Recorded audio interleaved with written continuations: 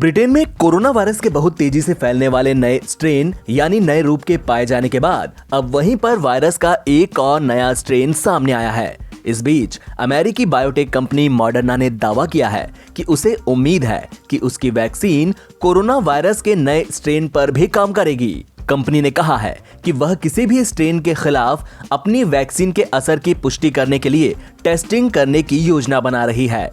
Moderna का यह बयान ऐसे समय में आया है जब ब्रिटेन की सरकार कोरोना वायरस के नए स्ट्रेन की वजह से कड़े प्रतिबंधों को लागू करने की योजना बना रही है।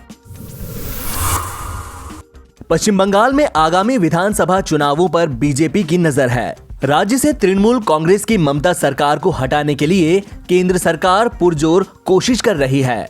केंद्र ने राज्य के लिए नई परियोजनाओं के लिए बड़े पैमाने पर फंड रिलीज किया है। स्मार्ट सिटी से लेकर ग्रामीण सड़कों तक केंद्र धीरे धीरे चुनावी राज्य में योजनाओं की बरसात कर रहा है। सरकार प्रधानमंत्री ग्रामीण सड़क योजना चरण 3 के तहत नई ग्रामीण सड़क परियोजनाओं को मंजूरी देने की योजना बना रही है। इसके अलावा न्यू टाउन कोलकाता में स्मार्ट सिटी मिशन के तहत परियोजनाओं के उद्घाटन की भी योजना बनाई जा रही है। कोरोना वायरस महामारी से पूरी दुनिया त्रस्त है। इसका असर भारत और रूस के बीच होने वाली सालाना शिखर बैठक पर भी पड़ा है।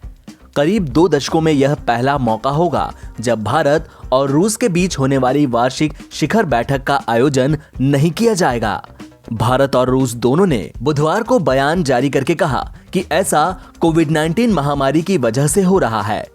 अन्य कोई भी अटकलें गलत और गुमराह करने वाली हैं। अमेरिका के राष्ट्रपति डोनाल्ड ट्रंप ने इराक की राजधानी बगदाद में अमेरिकी दूतावास पर रॉकेट हमले के लिए ईरान को जिम्मेदार ठहराया है। साथ ही ईरान को धमकी दी है कि अगर इन हमलों में किसी अमेरिकी नागरिक की मौत हुई तो इसका सैन्य कार्रवाई के जरिए जवाब दिया जाएगा। ट्रंप ने अमेरिकी दूतावास पर दागे गए रॉकेट की तस्वीर ट्वीट करते हुए कहा कि ये रॉकेट ईरान से आए हैं।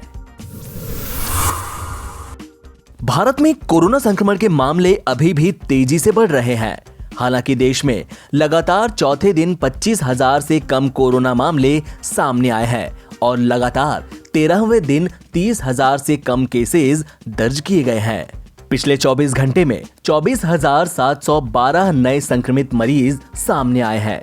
वहीं 312 लोग कोरोना से जिंदगी हार गए। अच्छी बात यह है कि बीते दिन 29,791 मरीज कोरोना से रिकवर हुए हैं। देश में अब तक संक्रमित हुए लोगों की संख्या बढ़कर 1,01,23,778 हो गई और इनमें से स्वस्थ हो चुके लोगों की संख्या बढ़कर 96,93,000 हो गई।